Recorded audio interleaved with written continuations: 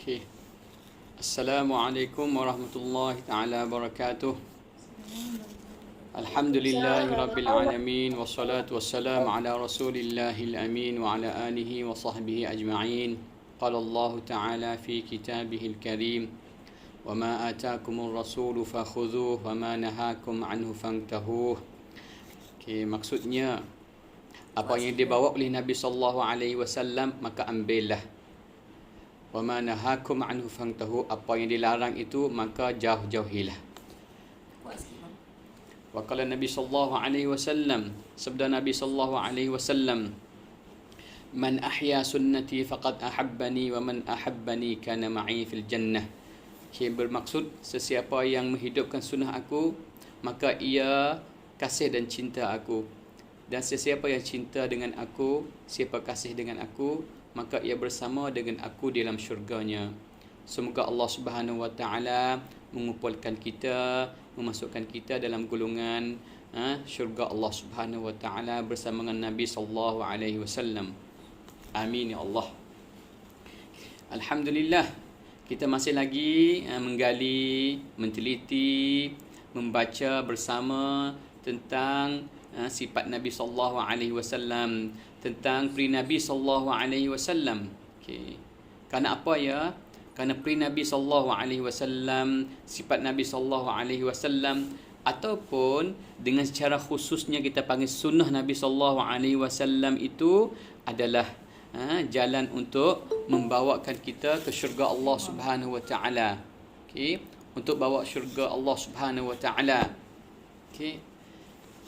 Untuk membawakan kita kejayaan manusia di mana-mana bengkel, di mana-mana motivasi, mereka sentiasa memberi dorong kita untuk dapat kejayaan itu, kejayaan ini dan kejayaan sebagainya. Tetapi kita mesti kena ingat bahawasanya kejayaan yang sebenar, kejayaan yang sejati, kejayaan yang mutlak itu adalah kejayaan apabila kita ikut sunnah Nabi sallallahu alaihi wasallam. Okey, kita lihatlah bagaimana umat-umat terdahulu, kaum Nabi Lut, apabila mereka ingkar apa yang dibawa oleh Nabi sallallahu alaihi wasallam, maka akhirnya kaum itu dilaknat oleh Allah Subhanahu wa taala dan dihumban dan dimasuk dalam perut bumi. Kita lihat kaum-kaum yang seterusnya. Okey, kaum apa? Kita bacalah sejarah-sejarah, kisah-kisah para anbiya. Kita akan lihat apabila mereka itu tidak ikut jejak langkah yang dibawa oleh para nabi ketika itu, maka mereka dilaknat oleh Allah Subhanahu wa taala dengan berbagai-bagai azab. Okey. Tetapi begitu jugalah kita sekarang, jalan dan landas yang betul untuk membawa kita kejayaan yang sebenar, iaitu apabila kita ikut sunnah Nabi sallallahu alaihi wasallam. Okey. Apa itu sunnah ya? Sunnah iaitu perbuatan Nabi sallallahu alaihi wasallam. Segala perbuatan Nabi sallallahu alaihi wasallam. Okey, apa sunnah Nabi ya? Segala percakapan Nabi sallallahu alaihi wasallam. Apalagi sunnah Nabi ya? Segala ikrar, segala akuan Nabi sallallahu alaihi wasallam itu adalah sunnah Nabi sallallahu alaihi wasallam. Okey, segala perkataan, perbuatan, ikrar, okey, Nabi sallallahu alaihi wasallam, maka itu adalah sunnah Nabi sallallahu alaihi wasallam. Okey. Besarnya sunnah Nabi sallallahu alaihi wasallam. Sebab itulah Nabi berpesan, kita hidup di akhir zaman ini, kita perlu berpegang pada dua perkara, iaitu pada Al-Quran dan pada sunnah Nabi sallallahu alaihi wasallam. Okey. Begitulah kita, okey, kita sekarang berada di dalam ladang ataupun bukan ladang, berada dalam bahagian pendidikan. Bahagian pendidikan. Maka di sana banyak hadis-hadis Nabi sallallahu alaihi wasallam berbicara tentang bagaimana ta'lim, bagaimana tarbiyah, bagaimana dakwah Nabi sallallahu alaihi wasallam kepada para sahabat. Supaya apa ya? Supaya para sahabat, supaya mereka yang dengar Nabi sallallahu alaihi wasallam ini, okey, dapat apa yang disampaikan oleh Nabi sallallahu alaihi wasallam. Maka untuk mencapaikan tujuan itu, Nabi sallallahu alaihi wasallam menggunakan berbagai-bagai cara untuk mengikatkan ataupun untuk menarik perhatian para sahabat Nabi SAW ataupun masyarakat ketika itu. Okey. Nabi guna berbagai-bagai cara. Sebelum ini kita telah dengar ya, ini sebahagian sedikit cara dan teknik Nabi SAW dalam menggunakan bagaimana nak menyampaikan dakwah agama Allah Subhanahu Wa Taala. Okey, agama Allah Subhanahu Wa Taala bukan cara satu sahaja, berbagai-bagai teknik untuk apa? Untuk nak memikatkan pendengar itu kepada agama Allah Subhanahu Wa Taala, untuk nak memikatkan pendengar itu memahami agama Allah Subhanahu Wa Taala. Okay. Dan pada malam ini saya nak berkongsi dengan kita semua ya. Sebelum itu saya nak memperdengarkan kita iaitu kata Imam Ghazali. Okay. Imam Ghazali adalah imam yang sangat agung. Beliau banyak karangan-karangan yang berkenaan dengan hati, berkenaan dengan mendidik hati dan sebagainya. Begitu juga beliau banyak menyentuh tentang pendidikan, tentang tarbiyah. Okay. Bahkan barat waktu sekarang pun mereka maju dalam pendidikan kerana banyak teori-teori yang mereka ambil daripada Imam Ghazali, Okay. Dan mereka aplikasikan teori ini dalam pendidikan mereka. Okay.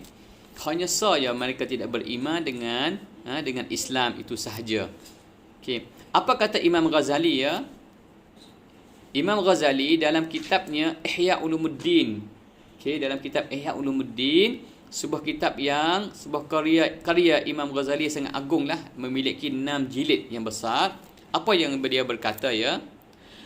Antara tugas guru, termasuk kita ni lah, ialah mengajar murid berdasarkan kemampuannya untuk memahami ilmu tersebut. Janganlah diajar kepadanya ilmu yang tidak dapat dicapai oleh akalnya, yang akan menyebabkan dia akan lari dan mengelirukan fikirannya. Inilah metod dan teknik yang digunakan oleh Rasulullah SAW dalam mengajar, dalam mendidik. Betul sekali Imam Ghazali kata ya. Betul apa yang dikatakan Imam Ghazali. Boleh tak kalau kita nak ajar kanak-kanak di tadika kita tentang teori ekonomi? Teori ekonomi hari ini ustaz ataupun cikgu, teacher nak ajar kalian tentang 2 teori ekonomi sekarang yang merosakkan ekonomi dunia. Yang pertama, teori kapitalis. Yang kedua, teori komunis ataupun sosialis. Apalah budak?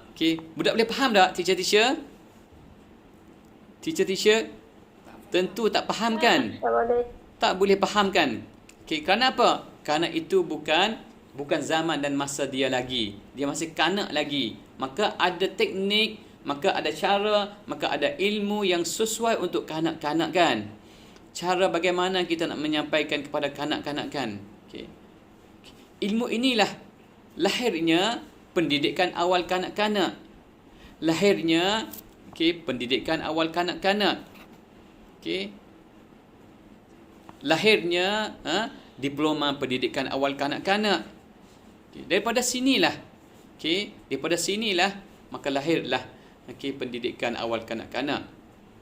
Kanak-kanak tidak sama dengan mereka yang lebih besar daripadanya. Contohnya sekolah menengah, sekolah rendah, sekolah menengah, universiti dan sebagainya. Maka itulah Imam Ghazali berkata perlu berdasar kepada kemampuannya dalam umur, kemampuannya, tahap pemikirannya, tahap fizikalnya dan sebagainya. Itu adalah apa yang dikata oleh Imam Ghazali berdasarkan metod dan teknik Nabi SAW.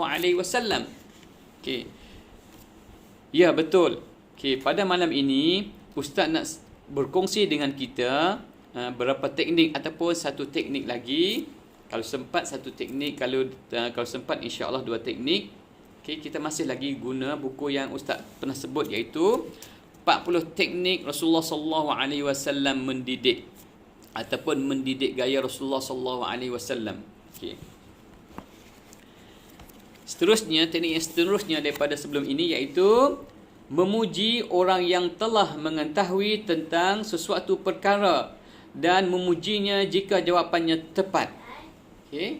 Kita perlu memuji, sentiasa puji dan memuji. Okey. Sebab itulah di dalam surah Al-Fatihah apa ya? Alhamdulillahi Rabbil Alamin. Segala puji bagi Tuhan sekalian alam. Okay. Kita puji Allah. Kita puji Allah. Kita memujikan Allah Subhanahu Wa Taala. Sifat puji itu juga boleh kita terapkan kepada mereka yang bawah daripada kita. Apabila anak-anak didik kita mereka buat sesuatu perkara yang betul, maka kita kena kata, kita puji kepada dia. Kita sertakan dengan kata Masya Allah. Kita berdoa di situ. Kita kata Masya Allah, bijaknya anak ini. Masya Allah, bijaknya pandainya Muhammad. Masya Allah, bijaknya pandainya Nuha dan sebagainya. Okey? Kita kena puji, sentiasa puji. Okay, mungkin kita berat untuk nak puji dan memuji juga kepada anak-anak kita sendiri. Okay, anak kita buat sesuatu perkara yang betul, kita jarang nak puji memuji. Okay, kita perlu juga terap nilai ini untuk puji dan memuji kepada anak-anak kita, anak-anak buah kita, anak-anak didik kita. Kerana apa ya? Kerana puji memuji ini akan menjetikkan semangat, motivasi kepada orang yang kita puji itu. Orang yang puji itu. Kita sendiri perlu kepada puji kan? Okey, untuk apa? Untuk dapat semangat kan? Begitu juga sifat puji ini, teknik puji ini boleh memberi semangat, motivasi kepada anak-anak didik kita. Okey. Sebab itulah Nabi sallallahu alaihi wasallam dia puji kepada para sahabat apabila para sahabat ini menjawab sesuatu soalan yang ditanya oleh beliau. Okey. Jika jawapan sahabat tersebut tepat dan betul, maka baginda akan memuji dan menepuk dada sahabat tersebut sebagai menanda bahawa dia layak menerima kasih sayang daripada Rasulullah sallallahu alaihi wasallam dan sebagai suatu penghargaan daripada baginda terhadap jawapan yang tepat itu. Okay. Memang betul. Ini satu ilmu nafsi, ilmu psikologi Nabi sallallahu alaihi wasallam. Nabi ini adalah insan yang khuluqun azim, yang akhlak yang sangat agung. Okey. Bijaknya Nabi sallallahu alaihi wasallam.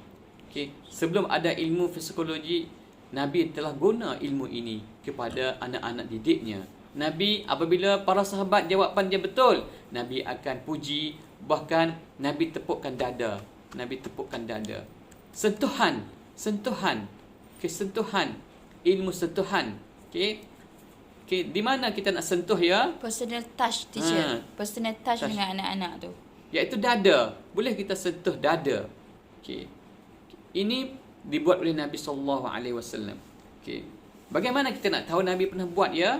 Kita perlu menggalikan hadis-hadis Nabi sallallahu alaihi wasallam untuk membuktikan bahawa perkara ini betul daripada Nabi. Maka hadislah yang membuktikan perkara itu. Antara hadis yang menunjukkan perkara ini ialah contoh pertama ya daripada teknik ini, banyak hadis Nabi yang menyentuhkan dalam hal ini. Okey, ustaz akan baca beberapa hadis sekira sempat ya. An Abi Ka'ab, an Ubay bin Ka'ab radhiyallahu anhu. Okey, kalau tak silap ustaz, Ubay bin Ka'ab ini adalah di antara para sahabat Nabi sallallahu alaihi wasallam yang merdu bacaan Quran, yang merdu bacaan Al-Quran. Nabi sangat rindu dan sangat suka bacaan Ubay bin Ka'ab ini. Okey. Qala Rasulullah sallallahu alaihi wasallam, bersabda Nabi sallallahu alaihi wasallam, ya Aba Munzir. Okey, Ubay bin Ka'ab ini digelar Aba Munzir. Atadri ayu ayatin min kitabillah ma'aka a'zam? Adakah kamu tahu apakah ayat-ayat Quranul Karim yang sangat agung di sisi kamu? Nabi tanya kepada dia, apakah yang ayat Al-Quran yang agung di sisi kamu wahai Aba Munzir? Okay. Sepatutkan Nabi bertanya Aba Munzir? Tak sepatutkan sebenarnya. Tapi ini adalah teknik Nabi sallallahu alaihi wasallam dalam mendidik. tanya. Okey, mendidik tanya. Untuk apa? Untuk nak menjentikkan semangat ataupun pengetahuan para sahabat itu, nak mengujikan pengetahuan para sahabat itu. Qala, maka berkatalah Aba Munzir, qultu Allah wa rasuluhu a'lam. Aba Munzir berkata, wallah, Allah dan Rasul yang sangat mengetahui. Ini adab. Ini adab seorang pelajar menjawab kepada gurunya, bahkan kepada maha gurunya. Dia kata Allah dan Rasul lah yang paling mengetahui. Okey. Betul. Qala, berkata lagi Nabi, ya Aba Munzir, wahai Aba Munzir, atadri ayu ayatin min kitabillahi ma'aka a'zam? Adakah kamu tahu apakah ayat daripada kitab Allah di sisi kamu yang paling agung? Dia tanya Aba Munzir, apakah ayat di sisi kamu yang paling agung, wahai Aba Munzir?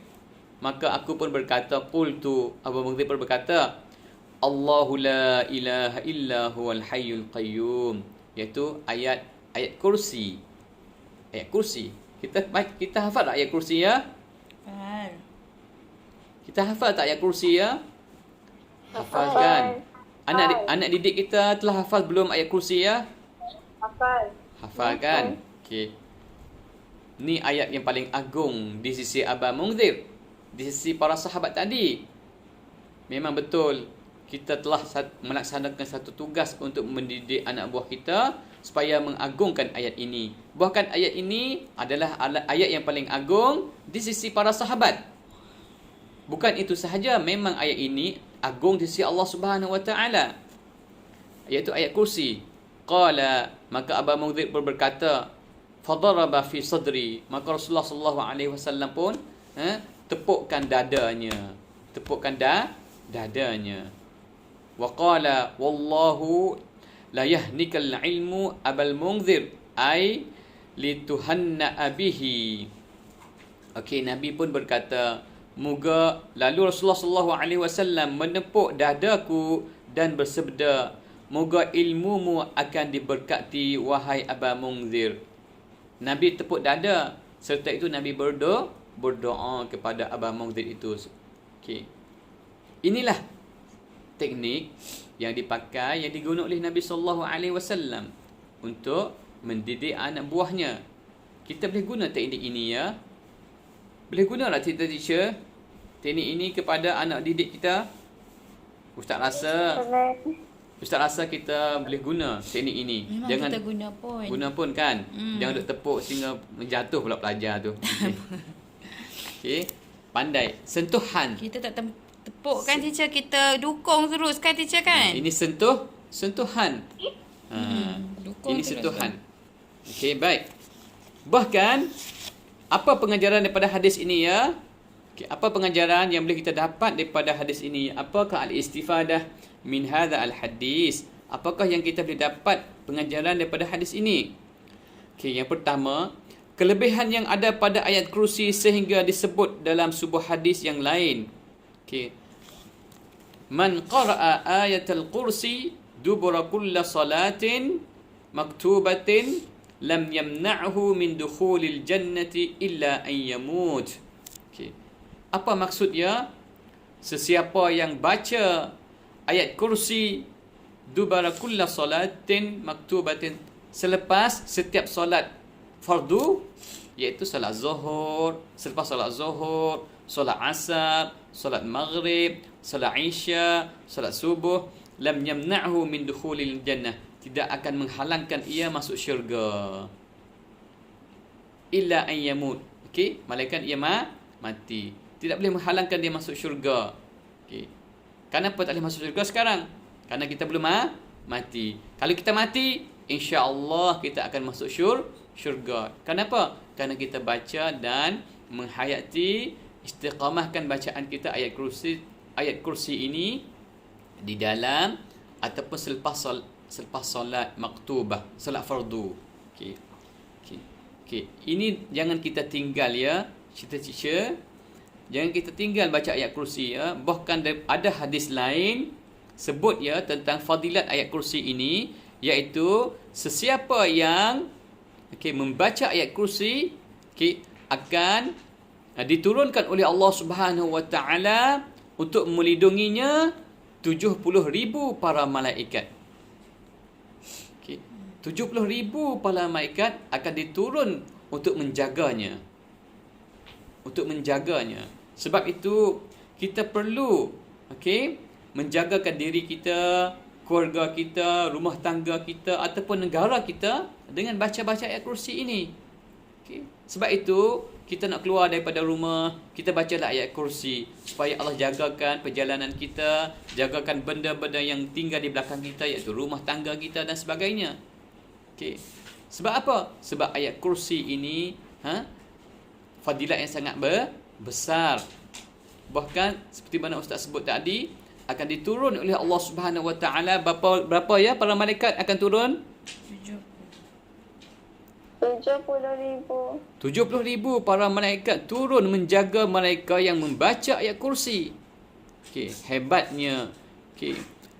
Kalau satu malaikat pun dah cukup, tetapi besarnya Allah, kasih sayangnya Allah kepada hamba sehingga dia memberikan puluh-puluh ribu malaikat untuk jaga kita.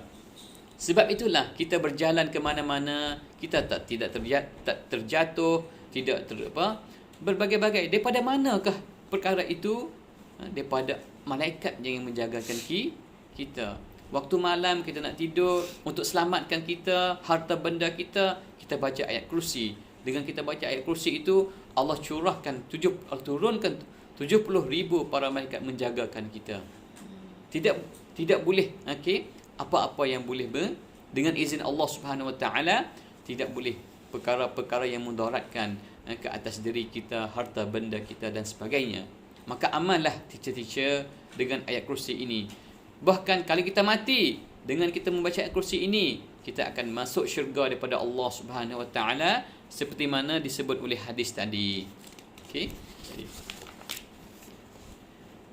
Apa yang kita dapat daripada faedah pada hadis tadi juga, seseorang pendidik perlu menunjukkan kasih sayang kepada anak murid seperti yang ditunjuk oleh baginda sallallahu alaihi wasallam.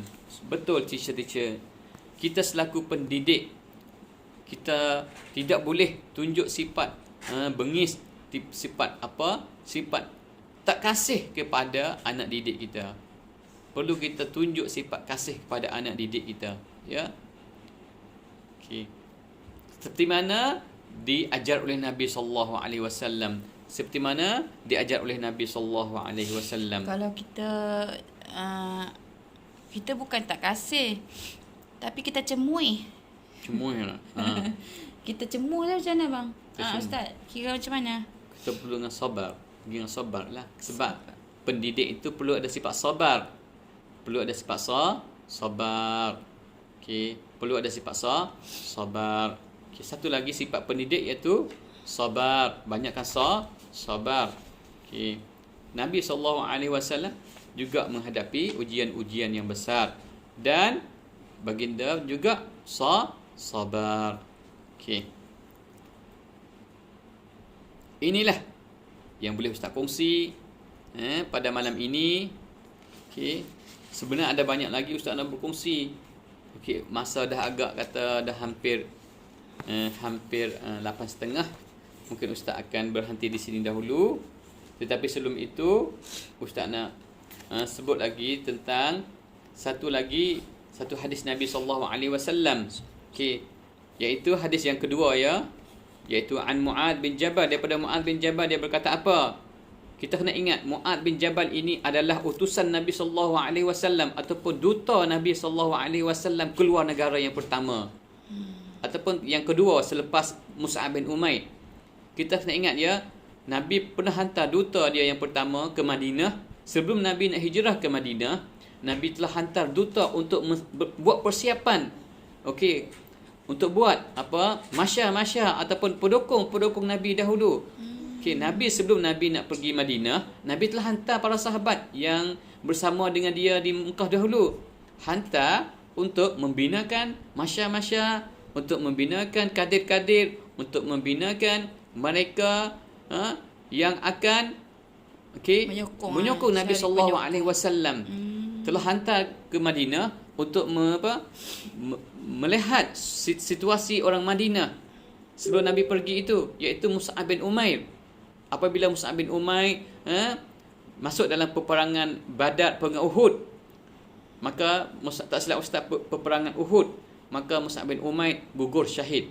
Mus'ab bin Umair adalah seorang pemuda yang mana beliau ketika di Mekah, beliau adalah seorang anak seorang anak Mekah yang sangat kaya raya. Adakah kita tahu bahawasanya Mus'ab bin Umair, sekiranya dia jalan ke lorong-lorong mana, orang akan kenal dan tahu itu adalah Mus'ab bin Umair. Kerana apa ya? Kerana wangian, dan kerana wangian yang dipakai oleh Mus'ab bin Umair itu dibawa oleh penghuni-penghuni lorong itu. Kerana apa ya? Kerana Mus'ab bin Umair ini adalah anak kepada saudagar yang besar di kota Mekah.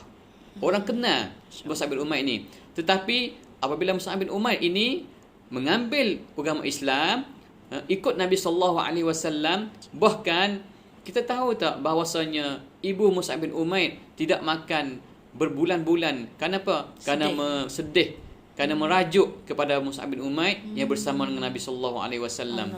Bahkan ibunya kurus kering. Kenapa? Kerana dia minta juga Mus'ab bin Umair kembali ke agama asal. Walau bagaimanapun, Mus'ab bin Umair tetap pendiriannya bersama dengan Nabi SAW. Dan Nabi hantar Mus'ab bin Umair ke Madinah sebelum Nabi berhijrah lagi.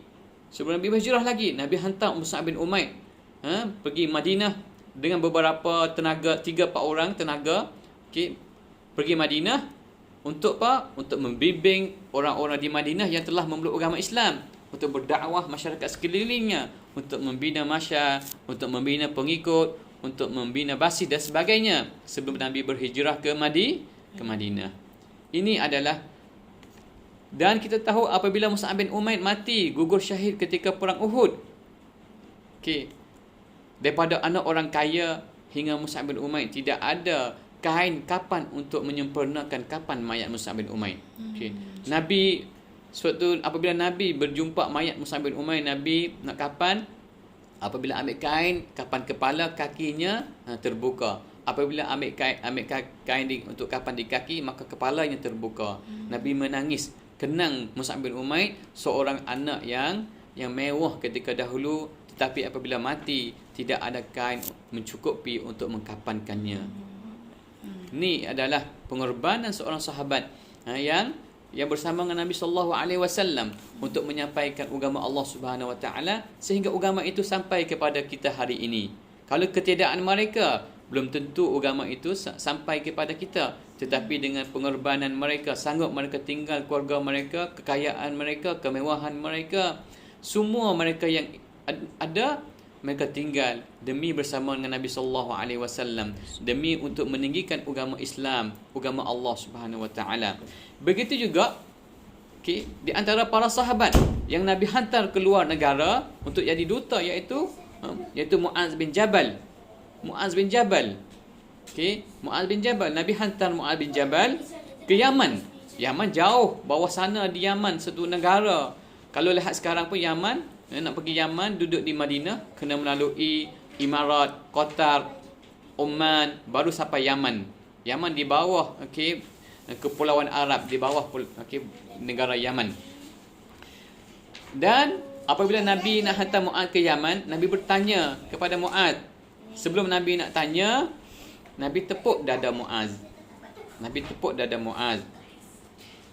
Nabi tanya, kalau kamu sampai ke Yaman, kamu akan menghukumkan dengan apa? Mu'az pun berkata, dengan Al-Quran. Sekira tidak ada dalam Al-Quran, dengan apa? Dengan sunnah. Sekira tidak ada dalam sunnah, Mu'az berkata, aku akan hukum dengan pandangan aku, tetapi aku tidak melampau batas. Maka Nabi kata, fadaraba Rasulullah sallallahu alaihi wasallam sadrahu. Maka Nabi pun tepuklah dada Mu'az bin Jabal. Maka Nabi berkata, alhamdulillahilladzi waffaqa Rasulillah lima yurdillah wa rasulih.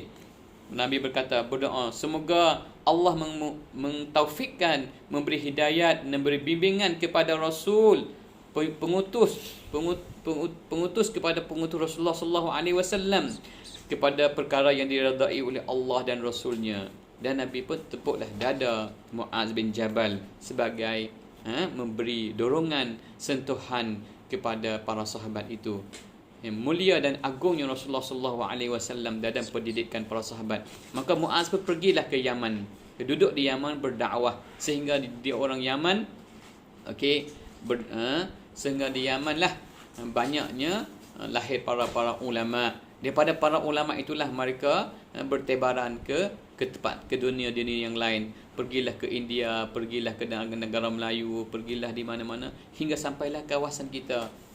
Daripada didikan Muaz bin Jabal itulah agamanya sampai. Ini sebagai contoh para sahabat dan sahabat-sahabat yang lain lagi, mereka berdakwah kepada Allah Subhanahu Wa Taala. Bukan itu sahaja, mereka sampai ke negara China, kepada mana-mana. Bahkan ahli sejarah berkata Islam telah sampai masa Abu Bakar lagi Islam sampai di Nusantara ini. Ini adalah kehebatan, kesungguhan, kejuhudan, keperjuangan yang ditunjuk oleh para sahabat. Demi apa? Demi untuk meninggikan agama Allah Subhanahu Wa Taala. Demi untuk nak menegakkan agama Allah Subhanahu Wa Taala, demi untuk nak menyebarkan agama Allah Subhanahu Wa Taala ke seluruh dunia. Di mana agama ada, di mana manusia ada, di situ akan disampaikan Islam. Inilah sikit sebanyak teknik Nabi sallallahu alaihi wasallam dalam mendidik, mentarbiah para sahabat. Mudah-mudahan apa yang Ustaz kongsi pada malam ini memberi sikit sebanyak input kepada kita, memberi sikit sebanyak faedah kepada kita, yang baik daripada Allah Subhanahu Wa Taala, yang tidak baik daripada Ustaz sendiri. Wabillahi taufik wal hidayah. Wassalamualaikum warahmatullahi taala wabarakatuh.